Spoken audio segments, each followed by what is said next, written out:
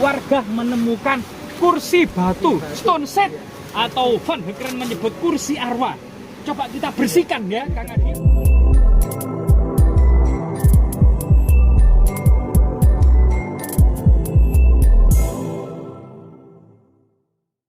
Oke teman-teman, saat ini kita masuk ke dalam hutan untuk meneliti dan mensurvei ya, serta studi observasi berbagai macam potensi baik alam maupun budaya yang ada di atasnya.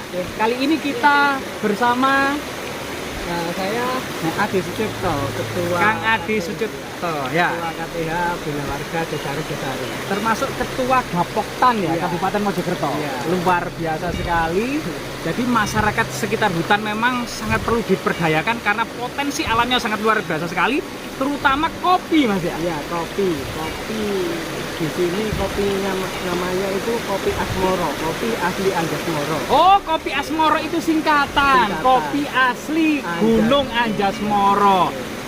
Jenis kopi apa saja yang ditanam di lokasi ini? Di sini ada dua jenis kopi Mas, yaitu Excelsa sama Robusta. Excelsa sama Robusta ya, luar biasa sekali.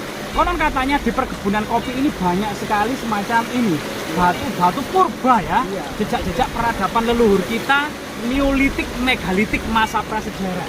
Diduga di belakang kita adalah semacam menhir ya, menhir pada masa prasejarah itu semacam tugu batu, fungsinya dianggap sebagai tempat bersemayamnya arwah-arwah leluhur, tempat bermusyawarahnya para tetua desa maupun untuk mengikat binatang kurban seperti kerbau.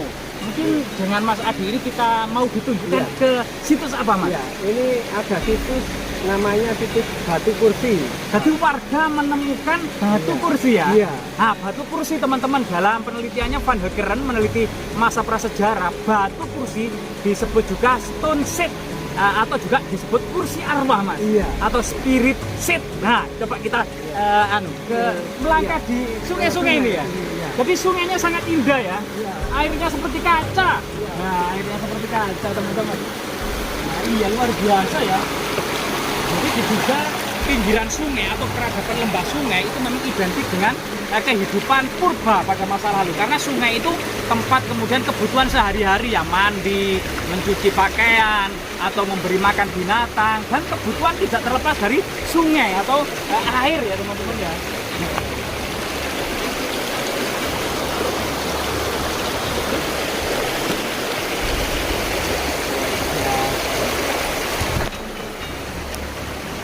Ini ya tanaman kopinya ya.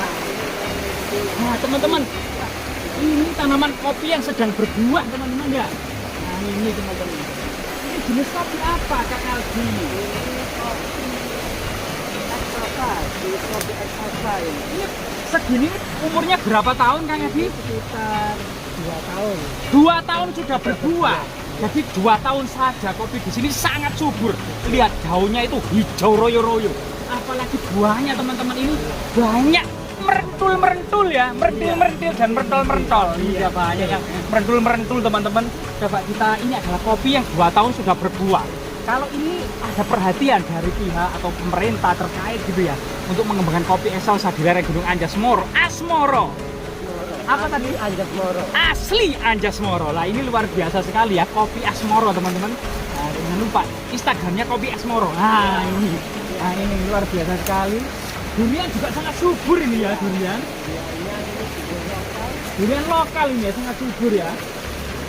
Bunga-bunga juga sangat banyak. Pemerintah kolonial Belanda pada waktu itu memang ketika masuk ke Jawa itu awalnya itu membawa segenggam kopi itu dari Afrika ditanam sebagai sebuah kesenangan di pekarangan rumah. Kemudian hasil kopi Jawa ini dibawa ke Belanda. Itu disampaikan kepada semacam DPR atau ya yang namanya Tuan ke-17 The 17 Gestur kalau nggak salah itu. Nah itu kemudian ternyata dari rekomendasi itu disuruh mengembangkan kopi Jawa. Ternyata tahun 1860 Jawa menghasilkan kopi terbaik di dunia dan terbesar di dunia. Terutama di lereng-lereng Pelirang, Penambungan, Anjasmoro. Ini ternyata pada masa kolonial itu merupakan surga kopi. Nah, di mana gudang-gudang itu dipenuhi dengan kopi, teman-teman. Luar biasa sekali. Selain itu, selain kita membahas masalah kopi atau history of kopi ya, kita juga meneliti jejak-jejak peninggalan leluhur di sekitar kebun kopi ini. ini ada tumpukan batu ini. Nah, apa ini kubur batu ya teman-teman? Loh, ini ada sesuatu yang misterius. Ini ada sesuatu ini. Nah, masa ini bersisi teman-teman. Kemungkinan ini naga bertapa membatu ini, naga raksasa bertapa membatu ya. Nah ini kemudian kumpulan-kumpulan batu seperti ini kemungkinan juga menhir ya. Ada beberapa meja batu atau dolmen ya, tempat persajian pada masa prasejarah. Nah ini yang paling menarik tadi itu mana kan ya? Iya, ini. Oh ini ya, ini warga menemukan glodok. Warga menemukan kursi batu stone set atau Van Hekeren menyebut kursi arwah. Coba kita bersihkan ya, Kang Adi. Ayo kita bersihkan bersama-sama ya teman-teman. Ini tertutup semak belukar. Rahayu. Mbak, permisi Mbak. Nah ini ternyata ada semacam kursi batu atau kursi arwah. Iya, stone set atau spirit set. Nah ini semak belukar apa bunga ini? Mungkin kamera bisa didekatkan dan bisa diperlihatkan kalau di sini itu ada semacam stone set ya, atau kursi batu atau spirit set atau kursi arwah ya. Diduga pada masa lalu ini sangat berhubungan dengan persajian pada masa prasejarah. Artinya ini adalah peradaban batu besar neolitik, megalitik, peradaban orang-orang proto Melayu atau orang-orang Melayu tua yang berumur atau yang kehidupan mereka budayanya adalah di Jawa ini tahun 2500 sebelum Masehi sampai tahun 1500 sebelum Masehi. Ini migrasi pertama dari dataran Asia Tenggara itu memenuhi Sumatera, Jawa dan lain sebagainya, mendesak orang-orang Austro-Melanosoid yang berkulit hitam berambut keriting ke arah timur ya, memenuhi Papua sampai ke Kepulauan Indonesia. Sehingga kemudian Sumatera, Jawa, Kalimantan, Sulawesi ini mulai kemudian dihuni oleh peradaban batu besar neolitik megalitik orang-orang proto Melayu ya, atau Melayu tua. Kemudian sekitar tahun 1000 sebelum Masehi sampai awal Masehi ini didesak lagi ada migrasi besar-besaran kebudayaan Dongsol dari Yunan atau Tiongkok Selatan ini juga mulai merambah ke Asia Tenggara, migrasi secara besar-besaran, melakukan asimilasi atau perkawinan campur ya, dan peradabannya disebut dengan zaman perunggu atau kebudayaan Dongsol. Sehingga kemudian tinggalan leluhur yang sangat luar biasa kali ini patut kita jaga dan kita lestarikan ya. Selain kemudian perhatian akan perkebunan kopi ini, selain kemudian kopi, produk-produk apa namanya buah-buahan itu juga banyak Kang Adi ya. Apa saja yang biasanya itu menjadi primadona masyarakat sekitar hutan ini? Kalau buah-buahan di sini itu ada bermacam-macam jenis Mas. Termasuk buah-buahan lokal itu ada manggis, ada durian, ada dragon, terus termasuk yang tanaman endemiknya sini termasuk itu kopi Asmoro ini, kopi asli Anjasmoro, yaitu jenis kopinya Exosa sama Robusta. Oh ini sebenarnya kopi endemik lereng Gunung Anjasmoro ya, Robusta Excelsa. Termasuk surga pisang ya di sini ya? Iya. Pisang banyak. Pisang jenis apa saja Kang Adi biasanya? Ada pisang Ambon, terus Sobo iya, atau kepok ya? Iya, kepok, terus Rojo Nongko yang untuk biasanya untuk pisang goreng ya, itu Rojo Nongko teman-teman. Jadi di lereng Gunung Anjasmoro ini potensi dari kesuburan tanahnya ya, produk kehutan dan perkebunannya ini sangat luar biasa sekali. Dan seharusnya generasi muda saat ini mulai mengambil ilmu dari masa kolonial tempo dulu. Sehingga kemudian Belanda berhasil menghubungkan desa-desa dan lereng-lereng Gunung Jawa dengan pasar yang ada di Eropa. Jadi produk Jawa ini diekspor ke Eropa, memenuhi pasar-pasar di Italia, di Spanyol, di di Genoa, di Venesia. Itu semua produk-produk dari Jawa. Ya, kopi Jawa terkenal di Eropa pada waktu itu. Seharusnya pemerintah sebagai bisa menjembatani produk lokal desa-desa Jawa sebagai produsen produk-produk pertanian atau perkebunan ini kemudian bisa menjadi produk ekspor andalan di seluruh dunia tentunya ya. Ya luar biasa sekali, apalagi saat ini memang masyarakat atau manusia itu tidak harus makan satu jenis makanan saja seperti roti saja, keju saja, melainkan harus makan beragam sekarang ini. Kalau dulu itu manusia diharapkan itu 4 sehat 5 sempurna ya. Sekarang harus memakan bermacam-macam makanan, termasuk buah-buahan, manggis, durian, alpukat, kelengkeng, banyak di sini ya.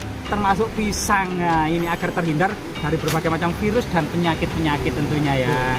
Selain itu Kang Adi, selain tanaman buah, herbal banyak juga. Herbal banyak. Mungkin sampai saat ini Kang Adi tahu apa herbal yang digunakan untuk obat apa saja, misalnya beberapa sampel tanaman apa misalnya? Tiga Kayak saja. mengkudu itu bisa, tanaman mengkudu itu bisa untuk apa ya, peredam demam, terus apa itu cegah paru-paru. Oh ya, jadi mengkudu di Kerajaan Majapahit, di kakawin-kakawin itu banyak. Di pasar-pasar di era Kerajaan Majapahit itu dijual buah mengkudu. Iya. Nah, saya itu penasaran, apa fungsi mengkudu? Kan tidak enak.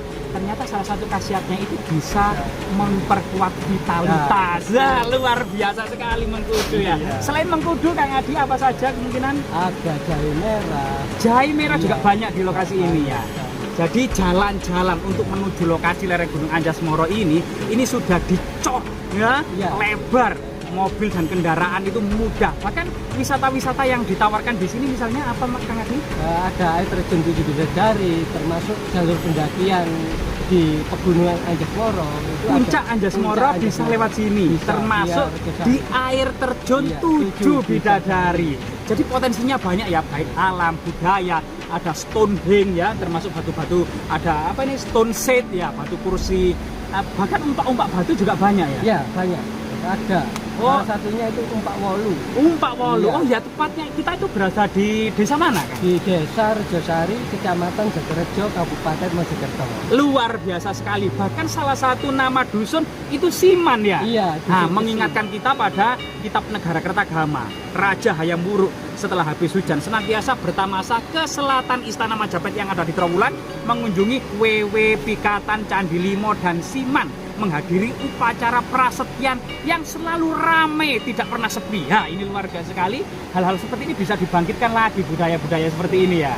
Luar biasa. Terima kasih atas waktu dan kesempatannya Kang Adi. Semoga bermanfaat teman-teman. Salam lestari.